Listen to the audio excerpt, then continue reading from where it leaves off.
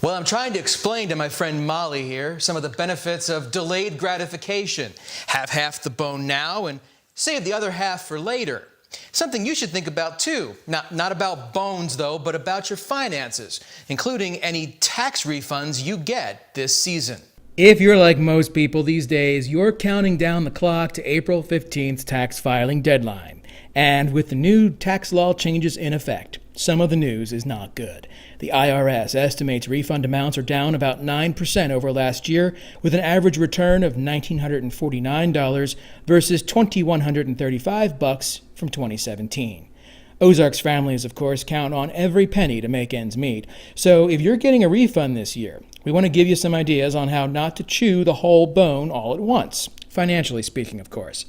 Saving money's hard, and it's not something we like to do. But if you find yourself fighting the urge to spend, don't be too hard on yourself. To spend is human. It's also American. We're not wired to save money. We are wired for immediate gratification. That's how our brains work, not for delayed gratification. That makes saving really, really hard. Saving has never really been in style in this country because most of our economy is based on people buying goods and services, which means spending money. This is why savings rates are low, averaging less than 10% of the total national income in recent years. But financial journalist Gene Chatsky says there are no medals for spending yourself into oblivion and living beyond your means. Every person should plan for that financial rainy day. And she's got some tips, starting with some automatic visualization. Visualization can help. If you actually have a picture in your mind of what you're saving for, that is pretty powerful. But automation is even more powerful. Telling your bank to automatically move money out of checking where you get paid and into savings every single month, if not every single week. That's how real money gets saved over time, and it's how small amounts of money become large amounts of money.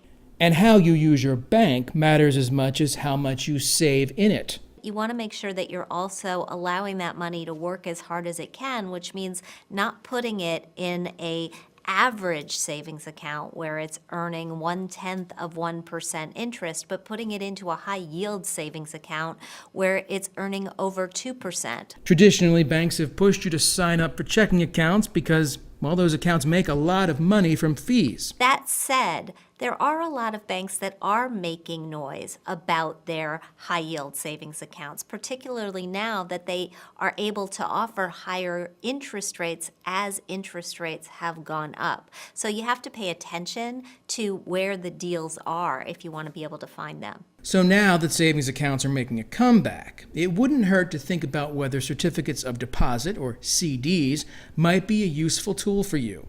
So just what is the difference between a CD and traditional savings account, Gene? The difference is liquidity. A high-yield savings account, you want to get your money out, you just transfer your money out of that account, and there are no penalties. With a CD, you are essentially agreeing that the bank can keep your money for a specific period of time. Could be 6 months, could be a year, could be 2 years, and the interest rates that you receive on those CDs generally go up with the longer periods of time. But if you need the money sooner, you break the CD, that's what it's called, and there is a penalty. So you want to look at when you're actually going to need the money, and you want to choose the vehicle that's right for you. The name of the game here is to think about savings accounts as an alternative to checking. But you might be saying, hey, isn't it harder to get my money out of savings accounts? I think that's a good thing. Because one of the problems that we have with money that's in checking is that we spend through it way too quickly. It's actually too accessible. And the whole point of a savings account is for money that you want to save for a particular goal. You don't necessarily want to be spending through it on impulse. So in a way, these accounts offer you protection against your own human nature. Now, back to your tax return.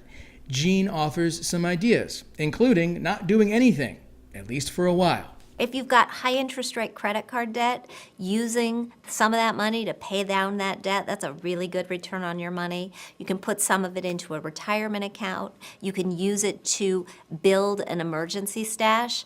And you can impose some restrictions on yourself as far as doing anything really, really quickly. Having a large sum of money can feel like it's burning a hole in your pocket, but it's important to recognize this is a big opportunity, and it's an opportunity that for many people only comes around once a year. You want to make the most of it. All of this is great advice because you don't want your finances to go to the dogs. Oh, sorry, Molly. And we'll be back after this.